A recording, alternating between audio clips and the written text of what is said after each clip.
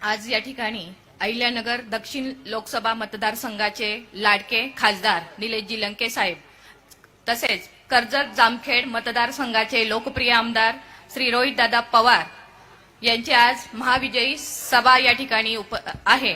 तर या सभेच्या निमित्तानं या ठिकाणी उपस्थित सन्माननीय व्यासपीठ व व्यासपीठासमोर असलेल्या सर्वच माझ्या माता भगिनी व बंधू यांचं प्रथमतः मी स्वागत करते। खरं तर 2017 साली मी प्रभागाची जबाबदारी स्वीकारली। ही जबाबदारी स्वीकारत असताना मूलभूत सुविधा विकसित करण्यावर भर दिला। मला खरं तर अगदी थोडक्यात बोलायला सांगितले। जी विकास कामं केलेली आहे ती मी थोडक्यात मांडण्याचा प्रयत्न करते आहे। खरं तर 2017 साली निवडून आल्यानंतर प्रभागाची जबाबदारी स्वीकारली।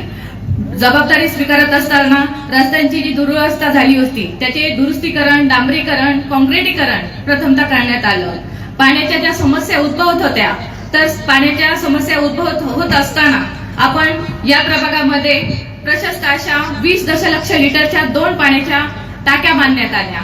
प्रभागाचं काम करत असताना अगदी तळागाळापर्यंत महिलांपर्यंत पोहोचून महिला सक्षमीकरण करण्यासाठी मी आग्रही राहिली आहे। महिला सक्षम झाल्या तर कुटुंब आणि समाज सक्षम होता असं माझं ठामपणे मत आहे आणि तोच माझा आग्रही भूमिका घेऊन मी महिलांपर्यंत पोहोचत होते। महिलांची बचत गटाची बांधणी करत होती आणि त्या निमित्ताने महिलांना वेगवेगळे कोर्सेस त्या ठिकाणी आपण देत होतो। महिलांचं सक्षमीकरण, सबलीकरण करण्यात आलं। त्यांना वेगवेगळे कोर्सेस आपल्या महापालिकेच्या निमित्तानं माझ्या स्वखर्चातून मी वेगवेगळे कोर्सेस त्या ठिकाणी देत आले। युवक हा देशाचा भविष्यकाळ आहे आणि त्या युवकाला आपण पाहतो सेक्टर 16 हा कसा नव्याने विकसित झालेला भाग आहे। त्या ठिकाणी क्रीडांगण नव्हतं। वेगवेगळी महिला मला सांगत असायच्या, ताई आपल्या भागात क्रीडांगण नाहीये, मुलांना खेळता येत नाही, तुम्ही काय करू शकता? तर मी छत्रपती क्रीडांगण मी माझ्या स्वखर्चातून त्या ठिकाणी उभारलं। खरं तर मला समाधान का वाटतं, कारण मी प्रामाणिकपणे काम करत आली आहे। खरं तर 2016 पासून मी प्रभागामध्ये काम करते आहे आणि प्रभागामध्ये काम करत असताना महिलांचे जे मूलभूत प्रश्न होते त्याच्यावर मी भर दिला। महिलांना प्रशिक्षण देताना मी योगा, झुंबा असे असंख्य कोर्सेस त्या ठिकाणी प्रोव्हाइड केले। त्यांना एक शब्द दिला होता की राजे सेक्टर 16 मध्ये महिलांना सभागृहाची खूप गरज होती, त्या ठिकाणी व्यायामशाळा व्हावी असं सगळ्या महिलांना वाटत होतं आणि आपण ती पूर्ण पण केली। पण काही कारणास्तव ती प्रायव्हेट संस्थेला दिलं।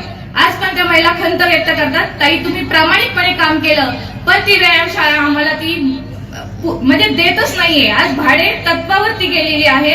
जिथं 200 रुपये महापालिका घ्यायला पाहिजे तर तिथं 2000 रुपये त्या प्रत्येक व्यक्तीचे घेतले जातात। ही खंत मला प्रत्येक सेक्टर मधला नागरिक त्या ठिकाणी सांगतो, माझी माता भगिनी सांगते।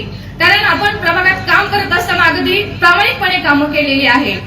तुम्ही पाहत असाल स्मशानभूमी कशी होती आपली आणि आता कशी आहे।